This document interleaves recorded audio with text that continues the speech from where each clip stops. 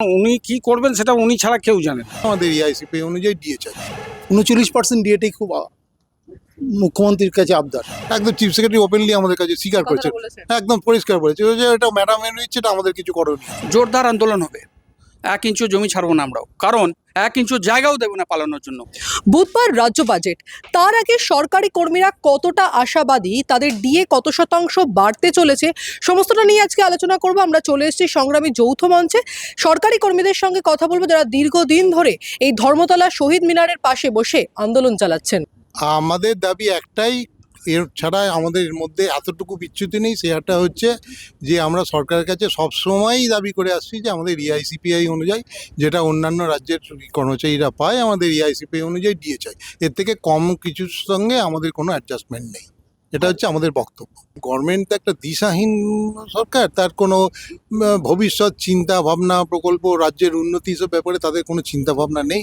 মূলত টাকা বিলিয়ে ভোট জিততে চায়, কিন্তু যেহেতু এই জিএসটি থেকে একটা হিউজ পরিমাণ টাকা আসে, সেই জন্য কোনো রকমে গড়িয়ে গড়িয়ে চলছে এবং সেটাকে ওই দান খয়রাতির খাতে ব্যবহার করে সেটাকে নিয়ে চলছে।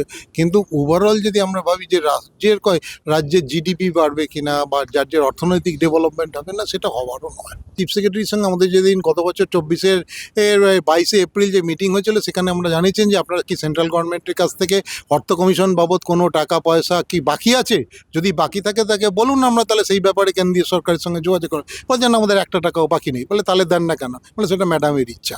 একদম চিফ সেক্রেটারি ওপেনলি আমাদের কাছে স্বীকার করেছে, একদম পরিষ্কার বলেছে যে এটা ম্যাডাম মেনে নিচ্ছে, এটা আমাদের কিছু করণীয় নেই। এটা আমাদের দুর্ভাগ্য যে আমরা পশ্চিমবঙ্গে একজন মুখ্যমন্ত্রীর কাছ থেকে এই ধরনের কথাবার্তা শুনতে হয়, যে মহার্ঘবতাটা একটা দয়াদার। আমরা এখনও মনে করি না যে কেন্দ্রীয় সরকারের সঙ্গে রাজ্য সরকারের যে অর্থনৈতিক অর্থ কমিশন অনুযায়ী যে টাকা পয়সা দেওয়ার যে পুনর্বিন্যাসের যে বিন্যাসটা আছে, তাতে করে আমাদের পুরো ডিএ দিতে কেন্দ্রীয় সরকার রাজ্য সরকারের কোনো রকম অসুবিধা হওয়ার কথা নয়। আমরা তো বসে আছি আশা নিয়ে, 747 দিন মতো হয়ে গেছে এবং আশা আস্তে আস্তে নিরাশার দিকে এগোচ্ছে। কতটা কি হবে জানি না। আমার যতটুকু জানা আছে যে আজকেও বিভিন্ন কাগজে দেখবেন যে রাজ্যের অর্থনৈতিক অবস্থার হাল ভালো নয়, কারণ দেনার হার যে হারে বেড়ে গেছে তাতে মনে হয় বাজার থেকে ওনারা নিচ্ছেন এবং তাতে প্রচুর টাকা সুদ দিয়ে দিতে হয়। তার সঙ্গে আছে বিভিন্ন মেলা খেলা, তারপরে বিভিন্ন দান খয়রাতি। উনি দান খয়রাতি করছেন, আমাদের বলার কিছু নেই। তাহলে এনার যদি কনস্ট্রেন্ট থাকে ইকোনমিক এবং সদিচ্ছা যদি থাকতো, তাহলে অন্তত 30% দিতেন, 14% হতো না।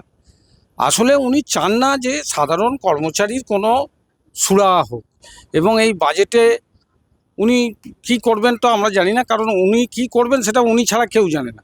তবে আশা করব ওনার শুভ বুদ্ধি হবে এবং উনি আমাদের খানিকটা মানুষের মর্যাদায় ভেবে অন্তত 15 থেকে 20% যদি 20% 15% দিলেও আমরা 30%-এর কাছাকাছি যাই, তাহলেই আমরা অনেকটা খুশি হব।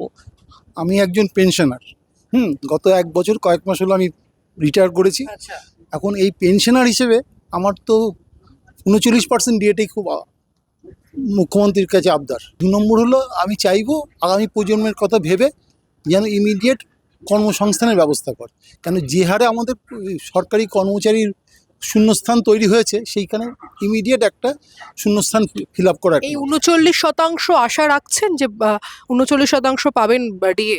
আমার তো পাওনা এটা, অন্য সমস্ত রাজ্য, ভারতবর্ষের সমস্ত রাজ্য দিচ্ছে, সেখানে আমরা কেন পিছিয়ে থাকবো? অথচ আমরা তো সব ক্ষেত্রে আমরা সবার কাছে বলা হয় যে নাকি আমরা পশ্চিমবঙ্গ এগিয়ে যাচ্ছে, কিন্তু পশ্চিমবঙ্গে এগিয়ে যাচ্ছে তখনই বোঝা যাবে তখন রাজ্য সরকারি কর্মচারী আমাদের মতো পেনশনারদের যদি ঠিক মতো করে ডিএ পাওয়া যায়। এই ক্ষেত্রে যদি 39% ডিএ আমি পাই, তাহলেই আমার ক্ষেত্রে সবচেয়ে বেশি। আর যদি আখেরে নিট রেজাল্ট 0 হয়, অর্থাৎ ডিএ এর পরিমাণ বা শতাংশ না বাড়ে, তখন কি করবেন? তাহলে ওনার সদিচ্ছা নেই, সেটা বলা যাবে। দীর্ঘ 10 বছর ধরে কোনো রিক্রুটমেন্ট হয়নি, সেই রিক্রুটমেন্টে উপযুক্ত সঠিকভাবে নিয়োগ করা হোক, স্বচ্ছভাবে নিয়োগ করা হোক, এটি আমি চাইছি।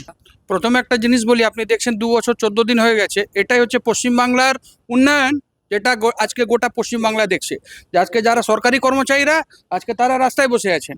আমার প্রশ্ন ওই জায়গাটাই হয়েছে যে কেন আজকে সরকারি কর্মচারীদেরকে রাস্তায় বসতে হবে, কেন ছেলে মেয়েদেরকে তাদের ন্যায্য চাকরির জন্য কথা বলার জন্য রাস্তায় বসতে হবে, কেন রিক্রুটমেন্ট হবে না? প্রশ্ন মাননীয় মুখ্যমন্ত্রীর কাছে এইটাই যে আজকে কেন রাজ্য সরকারি কর্মচারীদেরকে রাস্তায় বসিয়ে দিয়েছেন আপনি? আজকে কেন যারা ন্যায্য চাকরির হকদার ছিল সেই ছেলে মেয়েদেরকে কেন রাস্তায় বসিয়ে দিয়েছেন আপনি? কেন রিক্রুটমেন্ট করতে পারছেন না? প্রশ্ন ওই জায়গাটাই। 39%, 40% ডিএর কথা নয়, আমাদের কথা হচ্ছে এআইসিপিআই অনুযায়ী আমাদেরকে সমস্ত মহার্ঘ ভাতা অবিলম্বে মিটিয়ে দিতে হবে। 2009 সালে বর্তমান যিনি মুখ্যমন্ত্রী একটা সভাতে উনি বলেছিলেন, যেই সরকার তার রাজ্য সরকারি কর্মচারীদের মহার্ঘ ভাতা দিতে পারে না সেই সরকারের কিন্তু ক্ষমতায় থাকা উচিত নয়।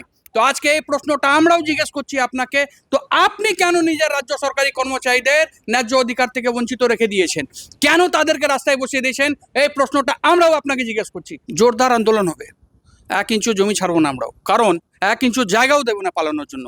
কারণ এখানে যারা রাজ্য সরকারি কর্মচারীরা বসে আছেন রাস্তায়, শুধু নিজের অধিকারের জন্য কথা বলছেন না, এটা আগামী প্রজন্মের জন্যও কথা বলছে সবাই। Market price all over India সমান, যার জন্য এআইসিপিআই অনুযায়ী ক্যালকুলেট করা হয়, সেইটাকে উনি ডাইলিউট করে রেখেছেন। সেটাকে যদি ফুলফিল না করেন তা আমাদের তো পেছনেও কোনো জায়গা নেই, ওটা আদায় করার জন্য আন্দোলন ক্রমাগত চালিয়ে যেতে হবে, জোরদার করতে হবে। আর এখন দেখার বিষয় রাজ্য সরকার আদৌ বাজেটে ডিএর যে শতাংশ তা বাড়ায় কিনা, সেদিকে আমাদের নিশ্চয়ই নজর থাকবে। আপনারা দেখতে থাকুন দ্য ওয়াল, কারণ খবর এখন এখানে। ক্যামেরায় সৌম্যদীপের সঙ্গে প্রীতি, দ্য ওয়াল, কলকাতা।